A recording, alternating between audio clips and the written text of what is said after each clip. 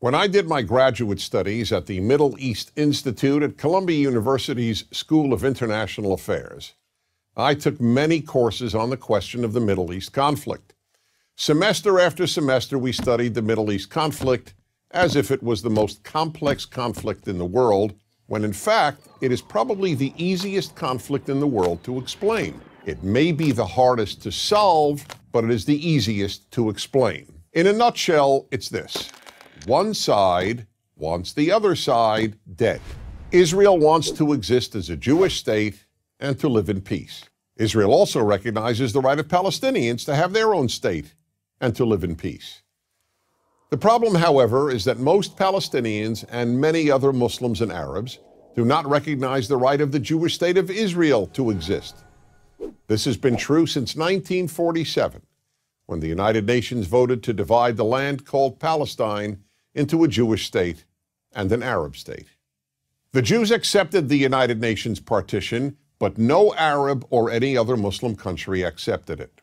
When British rule ended on May 15, 1948, the armies of all the neighboring Arab states, Lebanon, Syria, Iraq, Transjordan, and Egypt, attacked the one-day-old state of Israel in order to destroy it. But to the world's surprise, the little Jewish state survived. Then it happened again. In 1967, the dictator of Egypt, Gamal Abdel Nasser, announced his plan, in his words, to destroy Israel. He placed Egyptian troops on Israel's border, and armies of surrounding Arab countries were also mobilized to attack. However, Israel preemptively attacked Egypt and Syria. Israel did not attack Jordan and begged Jordan's king not to join the war. But he did. And only because of that did Israel take control of Jordanian land, specifically the West Bank of the Jordan River.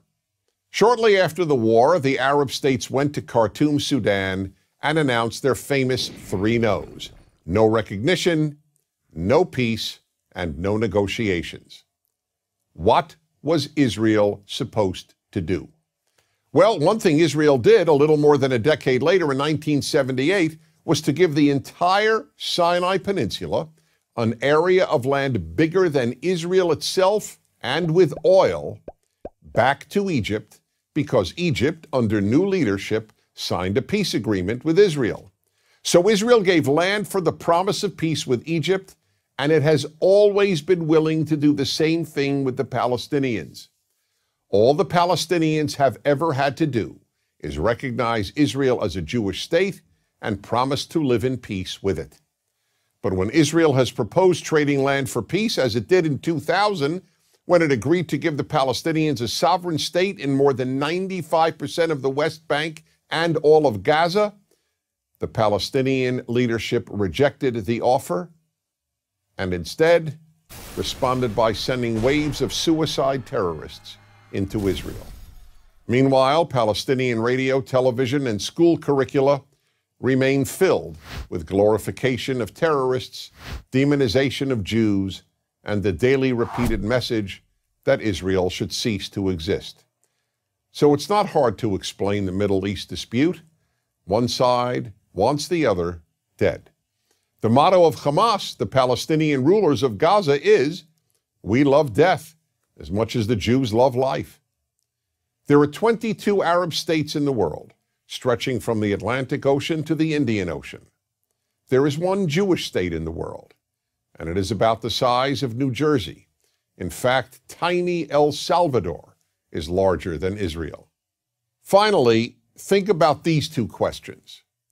If tomorrow Israel laid down its arms and announced, "We will fight no more," what would happen? And if the Arab countries around Israel laid down their arms and announced, "We will fight no more," what would happen? In the first case, there would be an immediate destruction of the state of Israel and mass murder of its Jewish population. In the second case, there would be peace the next day. As I said at the outset, it is a simple problem to describe. One side wants the other dead. And if it didn't, there would be peace. Please remember this. There has never been a state in the geographic area known as Palestine that was not Jewish. Israel is the third Jewish state to exist in that area. There was never an Arab state, never a Palestinian state, never a Muslim or any other state. That's the issue. Why can't the one Jewish state the size of El Salvador be allowed to exist? That is the Middle East problem. I'm Dennis Prager.